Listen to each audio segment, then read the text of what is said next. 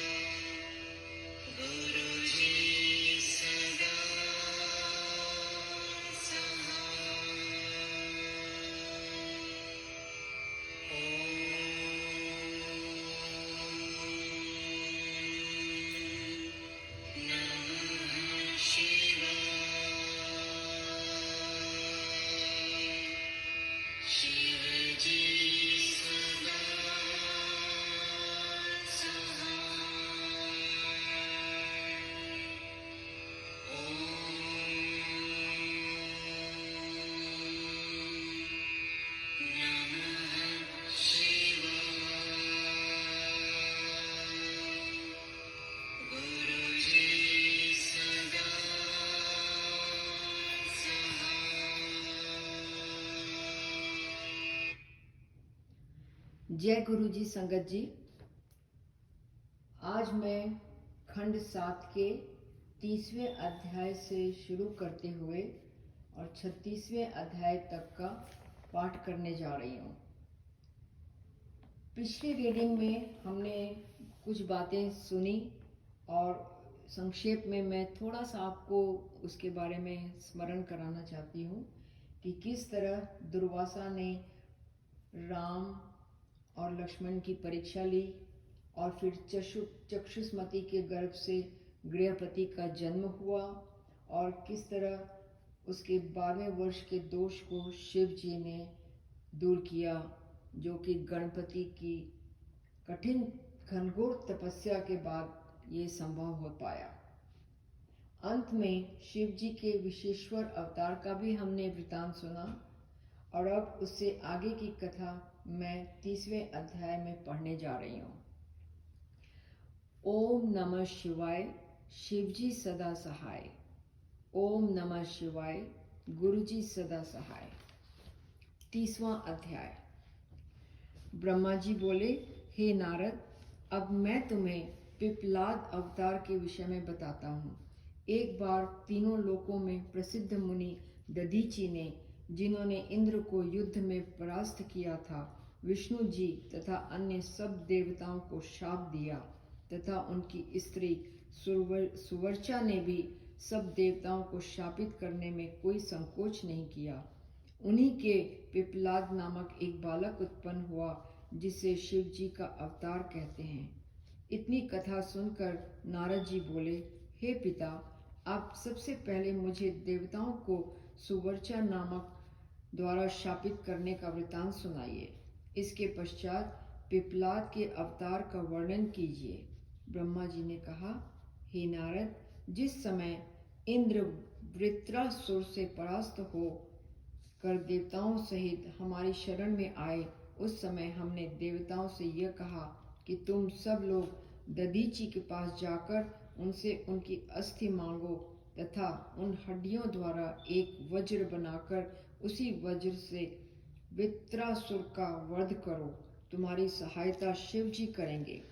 देवताओं ने यह सुनकर दधीची के पास जाकर हड्डियां मांगी। दधीची ने तुरंत ही अपनी हड्डियां दे दी तथा स्वयं शिवलोक को पधारे। तब देवताओं ने उन्हीं हड्डियों से विश्वकर्मा के द्वारा वज्र बनवाया तथा इंद्र से उसी वज्र से वृत्रासुर का वध किया। वृत्रासुर के वध से सब लोग प्रसन्न हुए। जब यह हाल दधीची की स्त्री सुवर्चा को ज्ञात हुआ तो उसने अत्यंत चिंतित हो अपने पातिव्रत धर्म का तेज दिखलाया और देवताओं को पुत्रहीन होने का शाप दिया। तदुपरांत जब सुवर्चा ने सती होने की इच्छा की, उसी समय आकाशवाणी ने उन्हें रोक दिया। तब आकाशवाणी की आज्ञानुसार सुवर्चा ने पीपल की जड़ में बैठकर अपने को स्थिर किया। इतने में ही उसी वृक्ष के नीचे एक बालक उत्पन्न हुआ। वह बालक शिव जी का अवतार था। उस बालक के चारों ओर कांति फैली हुई थी। उस बालक को देखकर सुवर्चा अपने सब दुखों को भूल गई। फिर वह उस बालक को शिव जी का अवतार समझ स्तुति करती हुई बोली, हे प्रभु, आप मेरे शोक को दूर करें। आप पीपल के वृक्ष के नीचे निवास करें तथा सदैव प्रसन्न रहें। अब आप मुझे यह आज्ञा दें कि मैं भी अपने पति के पास उनके लोक को चली जाऊं और वहीं पति के साथ रहकर आपका ध्यान किया करूं। हे नारद, यह कहकर सुवर्चा प्रसन्नता पूर्वक सती हो गई तथा शिवलोक में पहुंचकर दधीचि सहित सदा शिव जी की सेवा में तत्पर रही।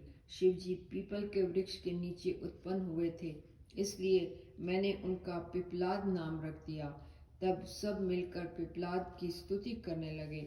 फिर हम सब पिपलाद की आज्ञा पाकर अपने अपने लोक को चले गए। पिपलाद उसी पीपल की जड़ में बैठकर तपस्या करते रहे। एक दिन पिपलाद मुनि पुष्पभद्रा नदी के तट पर जा रहे थे। मार्ग में उन्होंने एक स्त्री को देखा। तब उन्होंने यह इच्छा की कि हम इसके साथ अपना विवाह कर गृहस्थाश्रम ग्रहण करें। इसी इच्छा से उस स्त्री के माता पिता के घर संसारी रीति से गए। वह लड़की राजा अनरण्य की पुत्री थी। अनरण्य ने पिपलाद का बड़ा सम्मान किया। तब पिपलाद ने उनसे उस कन्या को मांगा।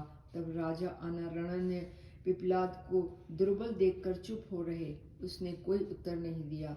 यह देखकर पिपलाद ने राजा से कहा, हे राजन, यदि तुम अपनी कन्या मुझे नहीं देते तो मैं तुम्हें भस्म किए देता हूँ। तब राजा ने पिपलाद का ऐसा तेज देखा। तब उसने रोते पीटते हुए अपनी लड़की का विवाह पिपलाद के साथ कर दिया। पिपलाद वहां से स्त्री को साथ ले अपने स्थान को लौट आए। अनरण्य की पुत्री ने पतिव्रत धर्म का पूरी तरह पालन किया। शिव जी के अंश से पिपलाद तथा गिरजा के अंश से पद्मा अर्थात राजा अनरण्य की पुत्री उत्पन्न हुई। एक दिन पिपलाद की स्त्री ने अपने को भली भांति श्रृंगारित किया तथा पिपलाद से आज्ञा लेने के पश्चात गंगा स्नान के लिए चली। धर्मराज ने मार्ग में राजा का स्वरूप रख उसकी परीक्षा लेनी चाहिए। वे पद्मा से बोले, हे सुंदरी, तुम्हारा पति जो वृद्ध, कुरूप एवं अशोभनीय है, तुम उसका त्याग कर हमारे पास आकर विहार करो। मुनि की स्त्री होकर भला क्या आनंद पाओगी? यह कहकर उन्होंने पद्मा का हाथ पकड़ना चाहा, परंतु उसी समय पद्मा ने अत्यंत क्रोधित होकर यह कहा, रे दुष्ट, दूर हो, मुझे स्पर्श करने की धृष्टता मत करना। तूने मुझे कुदृष्टि से देखा है, इसीलिए तेरा तेज नष्ट हो जाएगा।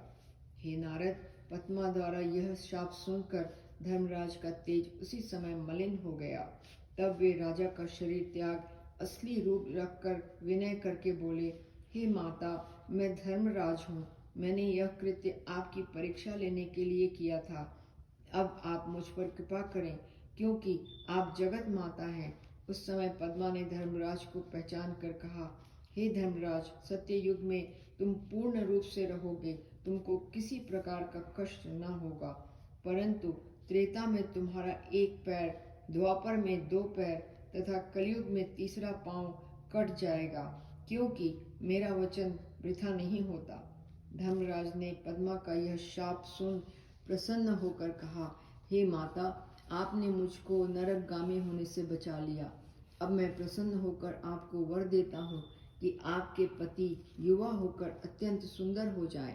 वे अत्यंत कला कुशल, विद्वान तथा बड़े अद्भुत चरित्र करने वाले होंगे। आपके 10 पुत्र अत्यंत बुद्धिमान उत्पन्न होंगे। धर्मराज यह कहकर वहां से अपने लोक को चले गए। पद्मा भी अपने स्थान को लौट आई। इस प्रकार पिपलाद अवतार ने अनेक मनुष्यों को संसार सागर से डूबते हुए बचाया तथा जब संसारी मनुष्यों को शनिश्चर की दशा तथा दृष्टि से दुखी देखा तो उन्हें यह वर दिया कि आज से शिव जी के भक्तों को तथा जन्म से 16 वर्ष तक के बालकों को शनिश्चर दुखी नहीं कर सकेगा। शनिश्चर का अशुभ फल पिपलाद के नाम से स्मरण मात्र से ही नष्ट हो जाता है। पिपलाद तथा कौशिक मुनि के स्मरण से शनिश्चर का अशुभ फल नहीं होता। हे नारद, पिपलाद संसार भर का आनंद प्रदान करने वाले हैं तथा पद्मा भी गिरिजा का अवतार हैं। उनके स्मरण से संतान वृद्धि होती है। पिपलाद का यह आख्यान अत्यंत पवित्र है। इसके पढ़ने वाले तथा सुनने वाले को दोनों लोकों में सब कुछ मिलता है। ओम नमः शिवाय, शिवजी सदा सहाय। ओम नमः शिवाय, गुरुजी सदा सहाय। 31वां अध्याय। ब्रह्मा जी ने कहा, हे नारद, एक दिन शिवजी तथा गिरिजा दोनों संसारी जीवों के समान विहार करने की सम्मति कर भैरव को द्वार पर बिठा स्वयं अंतःपुर में गए। एक दिन गिरिजा मतवाली के समान घर से बाहर निकली। तब भैरव ने गिरिजा को कुदृष्टि से देखा और बाहर जाने से रोक दिया। यह देखकर गिरिजा ने अत्यंत क्रोधित होकर शिव जी की इच्छानुसार भैरव को यह शाप दिया, हे भैरव, तू मेरा पुत्र होकर मुझे कुदृष्टि से देखता है तथा माता पुत्र का भाव छोड़ मनुष्य के समान कुमार्गी होना चाहता है। इसलिए तू मृत्यु लोक में जाकर मनुष्य का शरीर धारण करेगा, तभी तू ऐसे पाप से छूटेगा। यह सुनकर भैरव अत्यंत दुखी हुआ। फिर उन्होंने भी अपनी लीला प्रदर्शित करने के लिए गिरिजा को यह शाप दिया कि जो दशा हमारी हो वही दशा तुम्हारी भी होगी। शिव जी दोनों की बातें सुनकर बाहर निकल आए और हंसते हुए दोनों को समझाया। उस समय भैरव ने शिव जी से विनय की, हे पिता, पृथ्वी पर भी मैं आपका पुत्र होकर उत्पन्न हूँ। इसीलिए शिव जी के साथ उनके सब पुत्रों को भी अवतार लेना पड़ा। ओम नमः शिवाय, शिवजी सदा सहाय। ओम नमः शिवाय, गुरुजी सदा सहाय। 32वां अध्याय। ब्रह्मा जी बोले, हे नारद, मैं तुम्हें अवधूतपति अवतार की कथा सुनाता हूँ। एक दिन इंद्र ने सदाशिव के दर्शनों की इच्छा से सब देवताओं को एकत्र किया तथा यह विचार किया कि हम सब देशों के राजा महाराजा हैं, अस्तु हमको बहुत ही सामग्री सहित शिव जी से भेंट करनी चाहिए। इस प्रकार निश्चय कर उन्होंने अनेक प्रकार की सामग्री एकत्रित की। उस समय 11 रुद्र, 12 सूर्य, 8 वसु, 13 विश्वदेव, समस्त मरुदगण, सब दिक्पति, देवता तथा मुनीश्वर भली प्रकार सजकर बड़ी धूमधाम से एकत्र होकर बृहस्पति को साथ लेकर शिव जी से मिलने के लिए चले। सभी प्रेम में मग्न थे। कोई गाता, कोई बजाता तथा कोई हंसता हुआ चला आ रहा था। जब वे सब कैलाश पर्वत के निकट पहुंचे तो शिव जी ने इंद्र का ऐसा गर्व देखकर लीला के निमित्त अपना भयंकर रूप धारण किया। इंद्र ने उन अवधूत को देखकर प्रणाम किया और पूछा, हे परमहंस, आप कौन हैं तथा कहाँ से आए हैं? प्रतीत होता है कि आप इसी समय शिव जी के पास से आ रहे हैं। कृपा करके आप हमें बताइए कि शिव जी इस समय कहाँ हैं तथा क्या कर रहे हैं? वे कहीं चले तो नहीं गए? अवधूत ने इंद्र के प्रश्न का कोई उत्तर नहीं दिया। तब इंद्र ने पुनः उनसे पूछा कि कृपा करके आप यह बतला दीजिए कि शिव जी कहाँ हैं। इसी प्रकार इंद्र ने अवधूत से कई बार शिव जी के विषय में पूछा, परंतु अवधूत ने इंद्र को कोई उत्तर न दिया। तब इंद्र ने क्रोधित होकर अपना वज्र उठाते हुए कहा, रे दुष्ट अवधूत, तू हमको कोई उत्तर नहीं देता। मैं तुझको अभी अपने वज्र से मार देता हूँ। देखूंगा तेरा कौन रक्षक है। यह कहकर इंद्र ने अवधूत पर वज्र चलाया। वह वज्र उनके कंठ में लगा, जिससे श्याम रंग का चिन्ह पड़ गया, परंतु वज्र भी उसी समय जलकर भस्म हो गया। यह देखकर देवताओं की सेना में हाहाकार मच गया। तदुपरांत शिव जी में क्रोध की ज्वाला इतनी बढ़ी कि सब देवता उस ज्वाला से जलने लगे। इंद्र ऐसी लीला देखकर कांप उठे। उन्होंने तुरंत ही अपने गुरु का स्मरण किया। जब बृहस्पति ने शिव जी का ध्यान किया तथा शिव जी को पहचाना, तब उनकी स्तुति करके इंद्र से यह कहा, हे इंद्र, यह अवधूत नहीं अपितु स्वयं सदा शिव जी हैं। इतना कहकर बृहस्पति ने शिव जी का अत्यंत आदर किया तथा कहा कि ये सबके स्वामी हैं। तब इंद्र आदि सब देवताओं ने भी प्रेम के साथ शिव जी की स्तुति की। शिव जी यह स्तुति सुनकर अत्यंत प्रसन्न हुए और बोले, हे इंद्र तथा अन्य देवताओं, हम तुम्हारी यह स्तुति सुनकर अत्यंत प्रसन्न हुए हैं। अब तुम हमसे अपनी इच्छा अनुसार वर मांगो।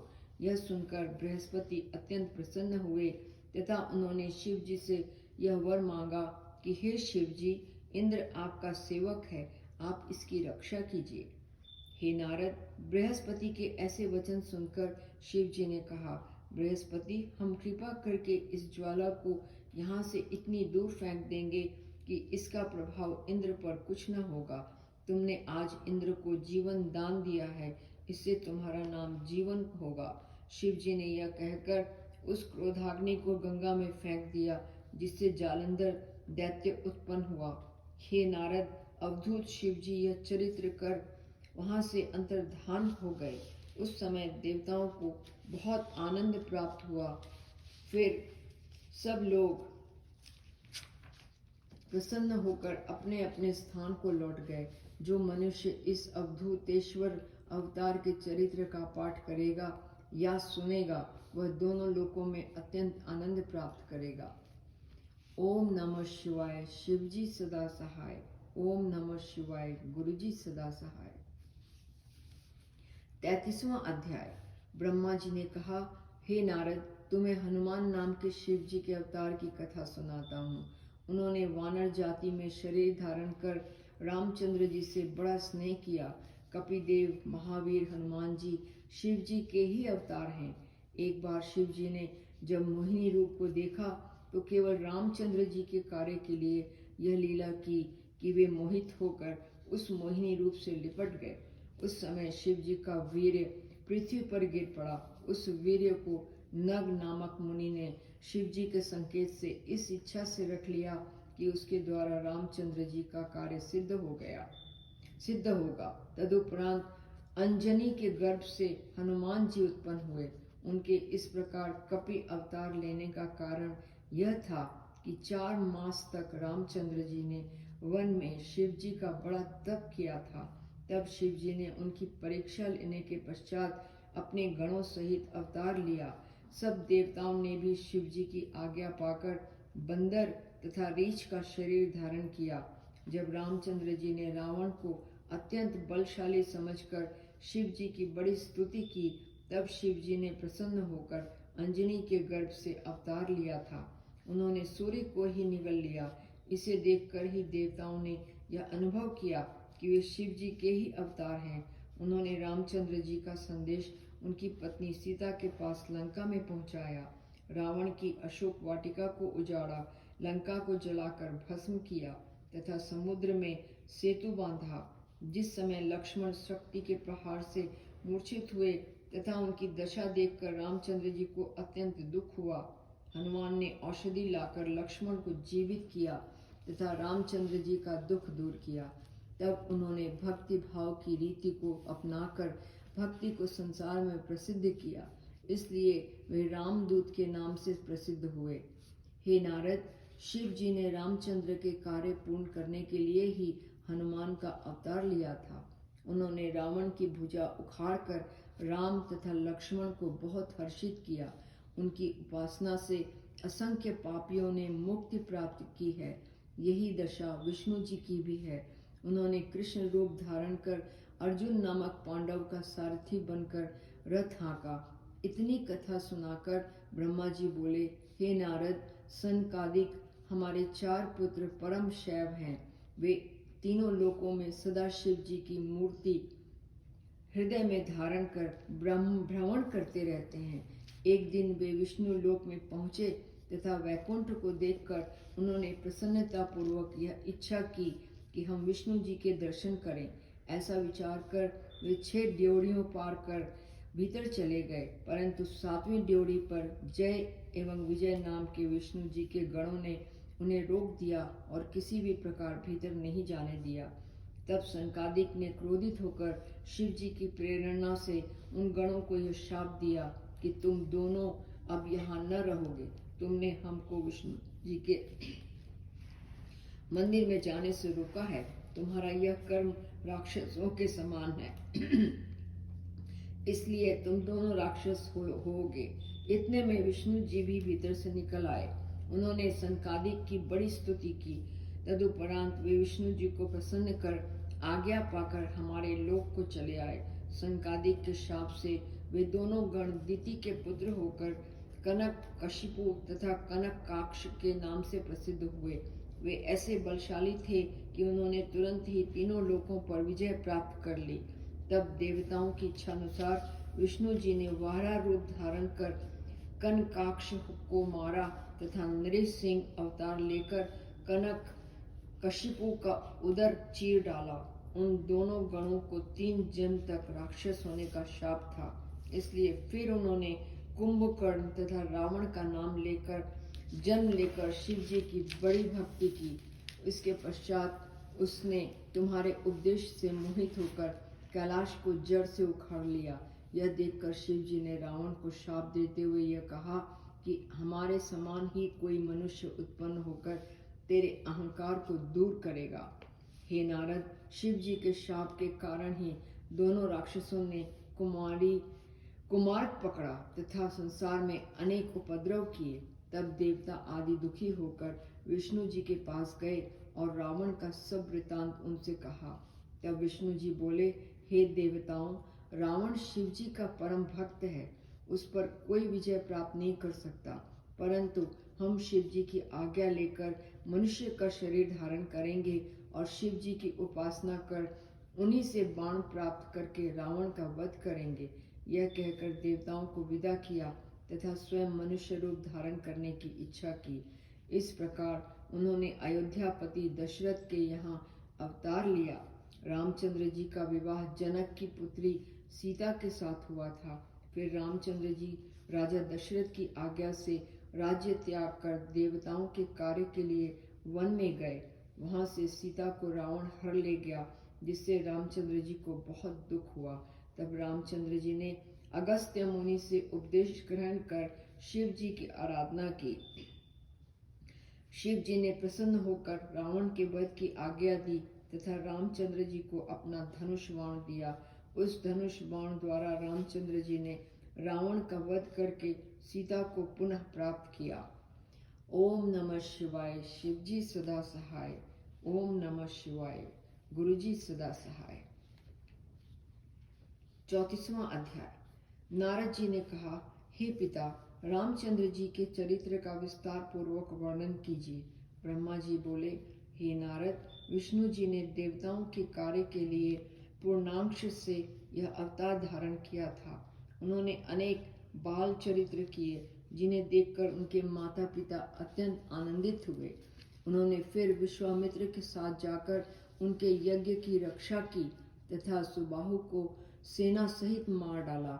उन्होंने विश्वामित्र के साथ जनकपुर में जाकर राजा जनक की इच्छा अनुसार स्वयं तथा अपने तीनों भाइयों का विवाह किया। इसके पश्चात जब राजा दशरथ अपने तथा पुत्र वधु सहित अयोध्या को लौटे, उस समय के आनंद का वर्णन नहीं किया जा सकता। निदान देवताओं ने अपने कार्य की सिद्धि के लिए अनेक उपाय करके भरत की माता कैकेयी को रामचंद्र जी के विरुद्ध भड़का दिया, जिसके परिणाम स्वरूप कैकेयी ने रामचंद्र जी के को दशरथ से कहकर वनवास दिलवाया। अयोध्या से वन को जाते समय रामचंद्र जी सर्वप्रथम चित्रकूट गए और वहां उन्होंने मत गयंद शिव जी की पूजा की। उस मूर्ति को मैंने ही वहां स्थापित किया था। वही शिव जी चित्रकूट के रक्षक हैं। जो मनुष्य चित्रकूट में जाकर उनकी पूजा न करे, उसको वहां जाने का कोई फल नहीं मिलता। भरत अयोध्या वासियों सहित रामचंद्र जी के पास पहुंचे। उन्होंने हाथ जोड़कर बड़ी भक्ति के साथ रामचंद्र जी से लौटने की विनती की, परंतु रामचंद्र जी ने उनकी बात न मानकर तथा अपनी पादुका देकर उन्हें विदा किया। कुछ दिनों के पश्चात वहां से वे दंडक वन को गए, जहां ऋषि मुनि निवास करते हैं। मार्ग में उन्होंने विराट को, जो सीता को उठाकर उड़ा था, मार डाला। फिर वे कुंभज मुनि के पास पहुंचे। वहां अगस्त्य मुनि से उपदेश पाकर सीता तथा लक्ष्मण सहित पंचवटी को गए। शूर्पणखा ने आकर उनसे विवाह की इच्छा प्रकट की। जब रामचंद्र जी और लक्ष्मण जी ने उसकी इच्छा पूरी न की, तब वह यह कहकर कि अब तुम अपने किए का फल पाओगे, सीता को डराने लगी। तब लक्ष्मण ने क्रोधित होकर उसके नाक कान काट लिए। हे नारद, शूर्पणखा वहां से रोती अपने भाई दूषण के पास गई तथा उसे सब वृतांत कह सुनाया। अपनी बहन की यह दशा देखकर खर तथा दूषण शूर्पणखा को आगे कर रामचंद्र जी से उसके अपमान का बदला लेने के लिए युद्ध करने गए। उस समय रामचंद्र जी ने सीता जी को लक्ष्मण की सुरक्षा में रखकर अकेले ही शूर्पणखा के अतिरिक्त समस्त राक्षसों को मार डाला। शूर्पणखा यह दशा देखकर वहां से रोती हुई रावण के पास पहुंची और आदि से अंत तक सब वृतांत कह सुनाया। रावण ने शूर्पणखा के मुख से रामचंद्र जी की वीरता का समाचार सुन क्रोधित होकर मारीच को सीता के हरण के लिए कहा। रावण का मामा मारीच विचित्र मृग का स्वरूप धारण कर सीता के सामने पहुंचा। उस समय रामचंद्र सीता के हठ तथा मृग के छल में आकर मृग का वध करने के लिए उसके पीछे पीछे चल दिए। जब बहुत देर होने पर भी लक्ष्मण ने रामचंद्र जी को लौटते न देखा, तो वे सीता को वहीं अकेली छोड़ रामचंद्र जी की खोज में चले। इस प्रकार रामचंद्र जी और लक्ष्मण के चले जाने के पश्चात रावण ने अवसर देखकर सीता को उठा लिया और लंका को भागा। मार्ग में सीता को रोते देख जटायु ने रावण से युद्ध किया, परंतु रावण ने जटायु के पंख काट डाले। इधर जब रामचंद्र जी तथा लक्ष्मण लौटे, तो वहां सीता को न पाकर मूर्छित हो पृथ्वी पर गिर पड़े तथा रोते हुए पूरे वन में सीता को ढूंढने लगे। आगे चलकर उन्हें जटायु से सब हाल मालूम हुआ। जटायु ने रामचंद्र जी को सब हाल बताकर अपना शरीर त्याग दिया। तब रामचंद्र जी ने स्वयं अपने हाथ से जटायु का दाह संस्कार किया। ओम नमः शिवाय, शिवजी सदा सहाय। ओम नमः शिवाय, गुरुजी सदा सहाय। 35वां अध्याय। ब्रह्मा जी ने कहा, हे नारद, तत्पश्चात राम लक्ष्मण ने अगस्त मुनि को देखकर दोनों हाथ जोड़ सिर नवाकर प्रणाम किया। उस समय मुनि ने राम लक्ष्मण को अत्यंत दुखी देखकर इस प्रकार कहा, हे राम, तुम स्त्री के लिए इतना दुख क्यों करते हो? स्त्री किसी की नहीं होती, केवल जीव ही सब इंद्रियों से परे है। उसका कोई आकार भी नहीं है, तो भी वह सब में विद्यमान है। बात को न समझकर बुद्धि के विरुद्ध सब कार्य कर रहे हो। केवल यही सोचकर संतोष करो कि यह शरीर नाशवान है, आत्मा कभी नहीं मरती। ब्रह्म एक ही है, दो नहीं। फिर कौन सी स्त्री तथा कौन सा पुरुष है? इसलिए हे रामचंद्र, तुम सीता के वियोग का दुख दूर करो। व्यर्थ ही मोह के वश में पड़ने से कोई लाभ न होगा। अस्तु, तुम शिव जी का स्मरण कर अपने दुख को दूर करो। हे नारद, अगस्त्य मुनि के ऐसे वचन सुनकर रामचंद्र जी बोले, हे मुनीश्वर, आपने अभी तक यह कहा है कि आत्मा शरीर से भिन्न है तथा शरीर जड़ है, उसको कोई दुख नहीं हो सकता। तब आप मुझे यह बता दीजिए कि दुख किसको होता है? मुझे इस समय सीता के वियोग का दाह है, वही मेरे शरीर को जला रहा है। जो बात शरीर में हम प्रतिदिन देखते हैं, उसके लिए आप क्या कहते हैं? मैं आपसे पूछता हूँ कि दुख सुख को भोगने वाला कोई है भी या नहीं? यह सुनकर अगस्त्य मुनि जी बोले, हे रामचंद्र, शिव जी की माया अपार है, उसका नाम प्रकृति है, उसी से संपूर्ण संसार की उत्पत्ति हुई है। इस प्रकृति का स्वामी शिव जी को ही समझो। पुरानी वासना ही संसार का क्षेत्रज्ञ है। 4 प्रकार का अंतःकरण उससे प्रकाशित होता है। जीव अपने कर्मों का फल प्राप्त करता है तथा उन्हें भोगता है। सब दुख सुख अपने कर्मानुसार ही होते हैं। माया के बंधन से दुख सुख है। जो माया से भिन्न है, वही संसार पर प्रबल है। यह सुनकर रामचंद्र जी ने कहा, हे मुनीश्वर, आपने जो कुछ कहा वह सब उचित है, फिर भी हमारा दुख किसी भी प्रकार दूर नहीं होता। जिस प्रकार मद्य बड़े बड़े बुद्धिमानों को भस्म मस्त कर देता है, उसी प्रकार भाग्य के भोग भी अत्यंत दुखदायी हैं। सब लोग उसी भाग्य के वश में हैं, उस पर किसी का वश नहीं चलता। सब दुख सुख भी उसी से होते हैं। हमने भाग्य को सर्वोपरि शिव जी के समान समझ लिया है, वही मुझे इस समय दुख दे रहा है। अब मेरी इच्छा है कि जिसने मेरी स्त्री का हरण किया है, मैं उसका वध कर डालूं। मैं सूर्यवंशी राजा दशरथ का पुत्र हूँ। यदि शीघ्र ही उसका वध न करूं तो मेरा जीवन निष्फल है। अस्तु, जब तक मैं सीता हरण कर्ता का वध नहीं करूंगा, तब तक यह अग्नि शांत नहीं होगी। रामचंद्र जी के इन अहंकार पूर्ण वचनों को सुनकर अगस्त्य मुनि ने यह जान लिया कि उनका उपदेश निष्फल गया है। तब उन्होंने अपने मन में कुछ क्रोध करके फिर इस प्रकार कहा, हे राम, तुम जो शब्द कह रहे हो सो तुम्हारा कोई दोष नहीं है। यह शिव जी की माया के कारण ही है, क्योंकि सब देवता मुनि आदि इसी माया में भटककर सुख दुख प्राप्त करते हैं। तुम अपनी स्त्री को प्राप्त करने के हेतु रावण का वध करना चाहते हो, परंतु रावण अत्यंत बलवान तथा शक्तिशाली दैत्यों का स्वामी है। भला तुम उसकी लंका में पहुंचकर अपनी सीता को किस प्रकार प्राप्त कर सकोगे? शिव जी की कृपा से वह संपूर्ण संसार का राजा बना हुआ है। तुम अपनी और अपने शत्रु की शक्ति की तुलना नहीं करते हो। रावण का दुर्ग स्वर्ण से बना हुआ है, कोई भी देवता और दैत्य उसे नहीं जीत सकता। जिस रावण के पास करोड़ों चतुरंगिनी सेनाएं विद्यमान हैं, तुम उसे जीतना चाहते हो? इतना कहकर अगस्त्य मुनि चुप रह गए। ओम नमः शिवाय, शिव जी सदा सहाय। ओम नमः शिवाय, गुरु जी सदा सहाय। 36वां अध्याय। ब्रह्मा जी ने कहा, हे नारद, अगस्त्य जी के मुख से ऐसे वचन सुनकर रामचंद्र जी अपने नेत्रों में आंसू भरकर उनके चरणों पर गिर पड़े तथा ठंडी श्वासें लेते हुए विलाप करने लगे। तदुपरांत उन्होंने हाथ जोड़कर मुनि से इस प्रकार कहा, हे मुने, इस समय मैं दुख सागर में डूब रहा हूँ। उपदेश, ज्ञान तथा बुद्धि का इस समय मेरे ऊपर कोई प्रभाव नहीं पड़ सकता। अस्तु, आप सर्वप्रथम मुझे यह उपाय बताइए जिसके द्वारा मैं सीता को प्राप्त कर सकूं। तदुपरांत आप मुझे जो भी शिक्षा देंगे मैं उसे स्वीकार करूंगा।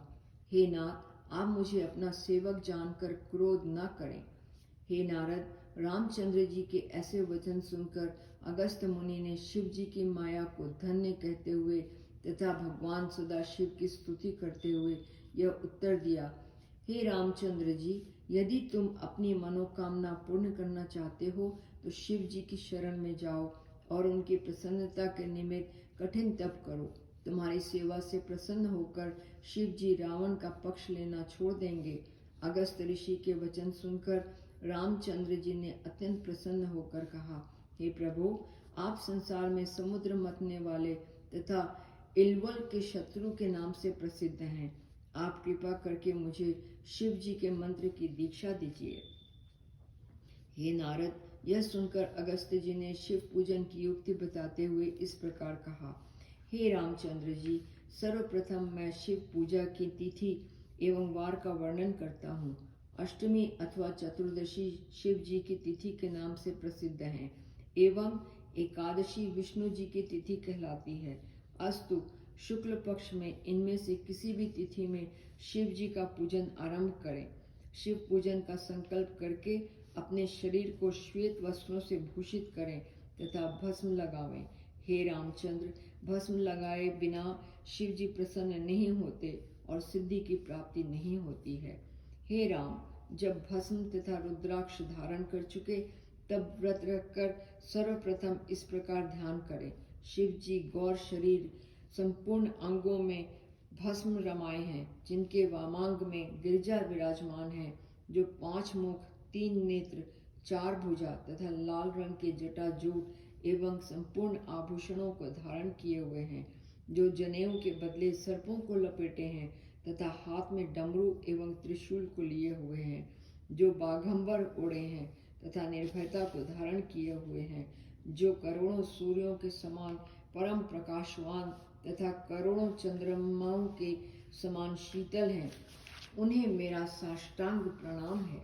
इस प्रकार ध्यान धरकर शिव जी का पूजा करें तथा शिव सहस्र नाम का पाठ करें। हे नारद, इतना कहकर अगस्त्य मुनि ने रामचंद्र जी को वेद में लिखित सहस्र नाम को बताया। फिर वे इस प्रकार बोले, हे रामचंद्र, यदि कोई भय उत्पन्न हो तो तुम उससे डरना नहीं, क्योंकि शिव जी सदैव तुम्हारे रक्षक बने रहेंगे। तत्पश्चात वे तुम्हारी सेवा से प्रसन्न होकर तुम्हें अपना पाशुपत नामक अस्त्र देंगे। उसके द्वारा तुम अपने शत्रु को मारकर सीता को प्राप्त कर सकोगे। जो प्राणी शिव जी की शरण में आता है उसे सब प्रकार के आनंद प्राप्त होते हैं। इस प्रकार अगस्त्य जी ने उन सब लोगों का वृत्तांत संक्षेप में कहकर सुनाया जिन्होंने शिव जी की सेवा करके अपने अपने मनोरथ प्राप्त किए थे। ओम नमः शिवाय, शिव जी सदा सहाय। ओम नमः शिवाय, गुरु जी सदा सहाय। संगत जी, आज की रीडिंग यहीं समाप्त होती है और अगली रीडिंग जनवरी 29 फ्राइडे रात को 9 बजे होगी। जय गुरु जी, जय संगत जी।